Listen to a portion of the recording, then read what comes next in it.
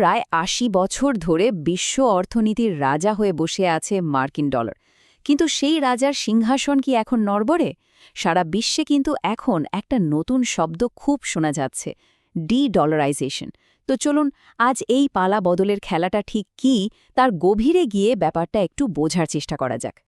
আজকের এই আলোচনায় আমরা প্রথমে একটা বেশ গুরুতর সতর্কবার্তা শুনব, তারপর দেখব কিভাবে ডলার গোটা বিশ্ব জয় করেছিল। এরপর জানব ডলারকে চ্যালেঞ্জ করার জন্য কোন নতুন শক্তি উঠে আসছে, এর ফলে আমেরিকার ভবিষ্যতে কি হতে পারে। আর সবশেষে ভাবব আমরা কি আসলে একটা নতুন বিশ্ব ব্যবস্থার দোরগোড়ায় দাঁড়িয়ে আছি। তো চলুন শুরু করা যাক সেই সতর্ক বার্তাটা দিয়ে, যা আসলে এই পুরো আলোচনার জন্ম দিয়েছে।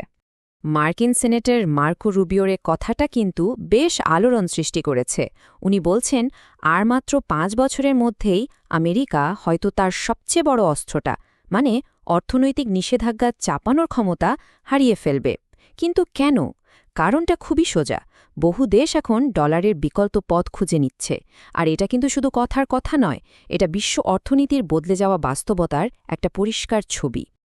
আর এই যে দেশগুলো ডলারকে পাশ কাটানোর চেষ্টা করছে, এই পুরো প্রক্রিয়াটাকেই বলা হচ্ছে ডি-ডলারাইজেশন।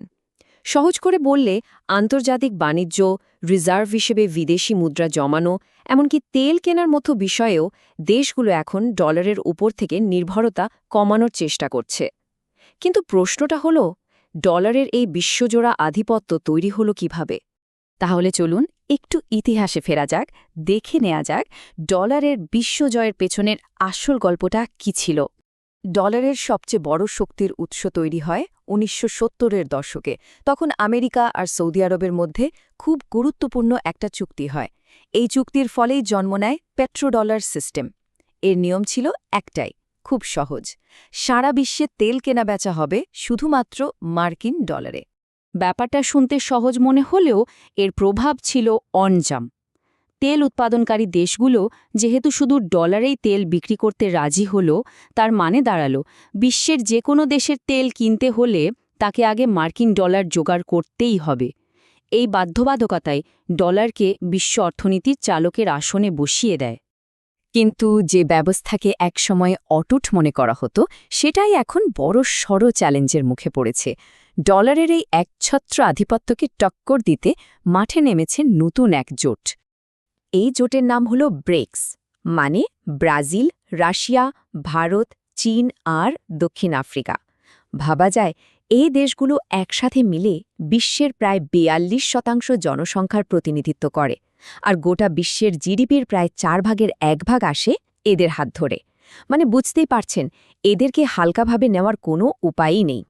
ব্রিক্সের উদ্দেশ্য কিন্তু একদম পরিষ্কার। ওরা ডলারকে পাশ কাটিয়ে নিজেদের দেশের মুদ্রায় ব্যবসা করতে চায়, এমনকি একটা নতুন মোশতারক মুদ্রা তৈরির কথাও ভাবছে।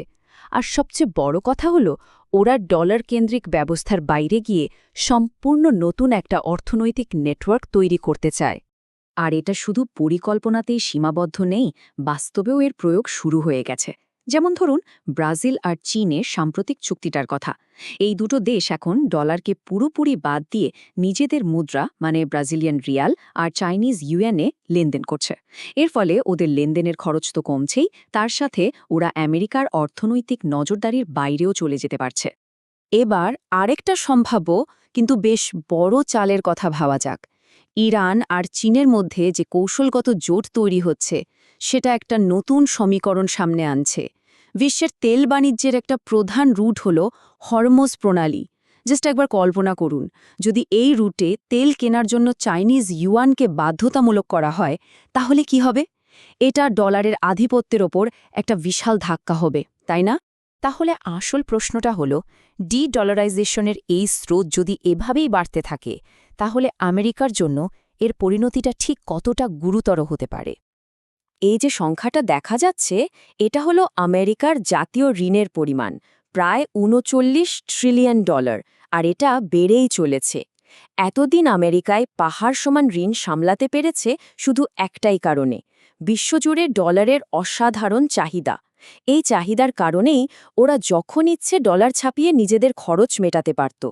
কিন্তু ভাবুন তো একবার, যদি বিশ্বজুড়ে ডলারের সেই চাহিদাটাই আর না থাকে, তখন কি হবে? যত অতিরিক্ত ডলার ছাপানো হয়েছে সেগুলো সব বন্যার পানির মতো আমেরিকার অর্থনীতিতেই ফিরে আসবে। এর ফলে ডলারের দাম হু হু করে পড়ে যেতে পারে আর তৈরি হতে পারে হাইপার ইনফ্লেশনের মতো ভয়াবহ পরিস্থিতি। আর এর রাজনৈতিক প্রভাবও কিন্তু কম মারাত্মক নয়। এতদিন আমেরিকা তার মুখালেফ দেশগুলোকে শায়েস্তা করার জন্য সুইফট পেমেন্ট সিস্টেম থেকে বাদ দেওয়ার হুমকি দিত, কিন্তু দেশগুলো যদি ডলার ছাড়াই লেনদেনের জন্য নিজেদের নেটওয়ার্ক বানিয়ে ফেলে, তখন আমেরিকার হাতে থাকা এই নিষেধাজ্ঞার অস্ত্রটা একদম অকেজো হয়ে পড়বে। শুধু তাই না, ডলারের এই বিশেষ ক্ষমতা চলে গেলে বিশ্বজুড়ে নিজেদের বিশাল সামরিক ঘাঁটি টিকিয়ে রাখার খরচ যোগানো আমেরিকার জন্য প্রায় অসম্ভব হয়ে পড়বে। ওই যে ৩৯ ট্রিলিয়ন ডলারের ঋণ, সেই ঋণের বোঝা মাথায় নিয়ে এত বড় সামরিক খরচ চালানোটা যে কী পরিমাণ কঠিন হবে তা বলাই বাহুল্য। তো সব মিলিয়ে ছবিটা কি দাঁড়াচ্ছে? আমরা কি সত্যি একটা নতুন বিশ্বব্যবস্থার দিকে এগোচ্ছি? চলুন শেষ পর্যায়ে এসে সেটাই বোঝার চেষ্টা করা যাক। মানে আমরা একটা বিরাট পরিবর্তনের ভেতর দিয়ে যাচ্ছি। এতদিন বিশ্বটা ছিল ইউনিপোলার বা একমেরু কেন্দ্রিক, মানে সব ক্ষমতার কেন্দ্রে ছিল আমেরিকার আর তাদের মুদ্রা ডলার। কিন্তু ডলারাইজেশন সফল হলে বিশ্বটা হয়ে উঠবে মাল্টিপোলার বা বহু মেরু কেন্দ্রিক। তখন শুধু ডলার নয়, ইউয়ান বা অন্য কোনো আঞ্চলিক মুদ্রাও রিজার্ভ কারেন্সি হয়ে উঠতে পারে। ক্ষমতার কেন্দ্র তখন আর একটা থাকবে না, হয়ে যাবে অনেকগুলো। তাহলে শেষ প্রশ্নটা এটাই, বিশ্ব কি সত্যি ক্ষমতার এক নতুন ভারসাম্যের দিকে এগোতে শুরু করেছে? ডলারের সিংহাসন হয়তো একদিনে ভেঙে পড়বে না, কিন্তু এটা পরিষ্কার যে বদলের হাওয়া কিন্তু বইতে শুরু করেছে। এই যাত্রার শেষ কোথায়, সেই উত্তর হয়তো একমাত্র সময়ই দিতে পারবে।